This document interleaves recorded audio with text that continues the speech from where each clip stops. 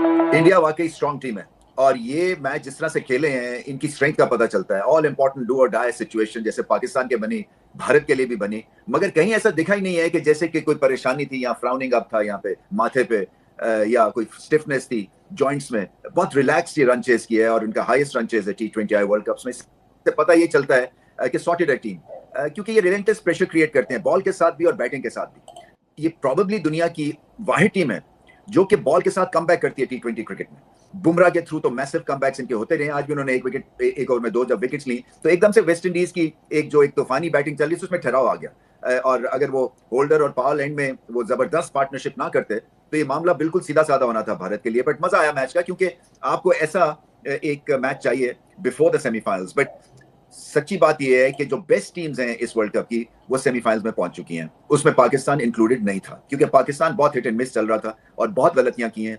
भारत को देख के तो आपको आइडिया होता है कि इनके कॉम्बिनेशंस रॉक सॉलिड है। और जो पुराने प्लेयर्स हैं, अब संजू सैमसन की एक लाजवाब इनिंग्स है, ये पुराने प्लेयर हैं, जब ये आते हैं वापस भारत के लिए खेलने के लिए तो फिर देखें क्या जादू जगाते हैं। आज प्रॉपर बैटिंग की एक और चीज भी जो सीखनी है पाकिस्तान के बल्लेबाजों को, प्रॉपर बैटिंग है। ये स्लॉगिंग ऐसी नहीं है जहां गेंद मिलता है, उसकी एक प्रॉपर हिटिंग है।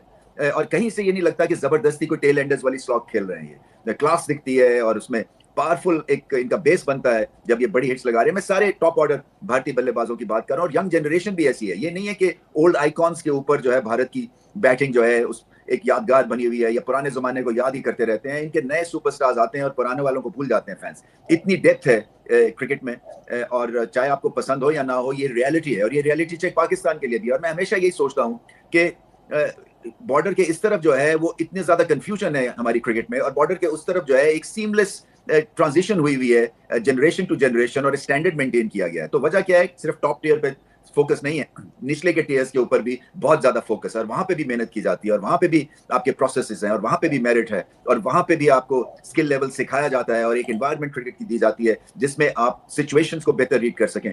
पाकिस्तान अभी बहुत पीछे है, मगर देर नहीं हुई है, अभी भी चीजें सॉर्ट आउट हो सकती हैं पाकिस्तान में, प्रोवाइडेड कि आपका दिल हो और आप पैशन के साथ जो है एक पर्पस को फॉलो करें।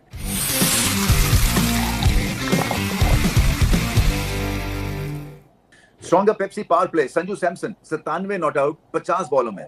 आप ये देखें कि ये जो थे ये प्रेफर्ड ऑप्शन नहीं थी, ये आप बेंच पे ज्यादातर रहते थे, बेंच से उठ के इनको मौका मिला और ऑल इंपॉर्टेंट मैच में यादगार इनिंग्स खेल गए। और यही होता है, आपको टीम को सही तरह से पीक करना है, आपके प्लेयर्स को सही तरह से पीक करना है। सो कल अगर अभिषेक शर्मा थे या सूर्या कुमार यादव थे, आज इस ऑल इंपॉर्टेंट मैच में संजू सैमसन है, और सैमसन की तरह खेले हैं। मुझे पसंद इसलिए कि इनका एक सेंस ऑफ ह्यूमर है, एक स्माइल रखते हैं, इंटेलिजेंट है, बात करने में मजा आता है। फिर उसके बाद ये कि बैटिंग नीट एंड क्लीन करते हैं, सिंपल रखते हैं, सीधे बल्ले से सीधी शॉट्स खेल रहे हैं। कोई ऐसा नहीं है कि आपको लगे कि जबरदस्ती हिटिंग कर रहे हैं। और फिर टेम्परामेंट रॉक सॉलिड था, एंड तक रन चेज में एंगेज रहे ओपनर और लाइन के पार लेके जाए तो उसकी एक अलग ही मजा होता है, जो कि साहबजादा फरहान ने एडमिट किया। उस रन चेज जो स्कोर उन्होंने 100 किया श्रीलंका के अगेंस्ट, उनको सेंचुरी का इसलिए मजा नहीं आया क्योंकि पाकिस्तान वो थ्रू नहीं हो सके सेमीफाइनल में। सो जब आप मैच जिताते हैं तो वो आपको एक रियल हाई मिलता है, और आई एम श्योर के पूरे इंडिया को हाई मिला है। और संजू सैमसन के अपने करियर के लिए बड़ी इंपॉर्टेंट इनिंग्स है। बड़ी देर से ये इन एंड आउट है, 31 साल की इनकी उम्र है, मगर फिर भी जब मौका मिला,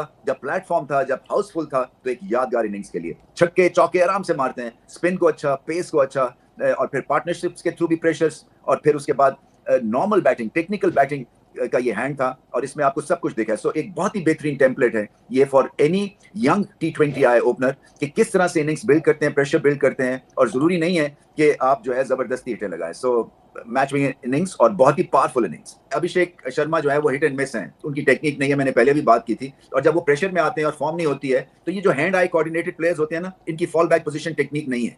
इनकी फॉल बैक पोजीशन होता है कि चल गया, आज गेंद ठीक नजर आया, आज पिच ठीक है, आज बॉलिंग माफिक है, तो फिर आप करेंगे। और फिर ये बड़े स्टेज के अभी आई थिंक थोड़ी सी कसर है इनको, क्योंकि वर्ल्ड कप में ही अपने नाम बताना है, बायलैटरल्स में तो ये पकड़े नहीं जाते हैं। सो उनके लॉस के बावजूद देखने की बात यह है कि उनके जो पार्टनर हैं वो ऐसे सुकून से उन्होंने 90 स्कोर किया है और पार लगाया इस इनिंग्स को कि जिसका जवाब नहीं है। मैं संजू सैमसन की बात कर रहा हूँ। हालांकि उनकी बैटिंग में उन्होंने चेंजेस किए जो मुझे पसंद नहीं है। वो पीछे क्रीज में चले जाके छोटी टांग से खेलते, बट क्या लाजवाब टाइमिंग है इनकी, रोहित शर्मा की तरह। और बड़ी इनके पास ऐसा लगता है जैसे एक्स्ट्रा टाइम है। तो जब ओपनर चलेगा आपका और रन चेस फिर आसान हो जाता है। तो देखना एक और भी है चीज जो दुनिया के लिए है कि किस तरह से एक प्रेशर सिचुएशन में क्लैरिटी रहती है भारतीय बल्लेबाजों को, भारतीय बॉलर्स को। फॉर एग्जांपल वो जो एंड के बॉलिंग हुई है वो भी लाजवाब हुई है, क्योंकि ऐसा लग रहा था कि वेस्ट इंडीज जो है वो 200 से ऊपर चले जाएगा। आज दोनों स्पिनर्स को मार पड़ी, मगर देखें कि फिर भी 200 से कम रन करने दिए। अक्षर पटेल ने ठीक बॉलिंग नहीं की है, चक्रवर्ती को मार पड़ी, 40 रन उन्होंने दिया, मगर उसके बावजूद जो है वो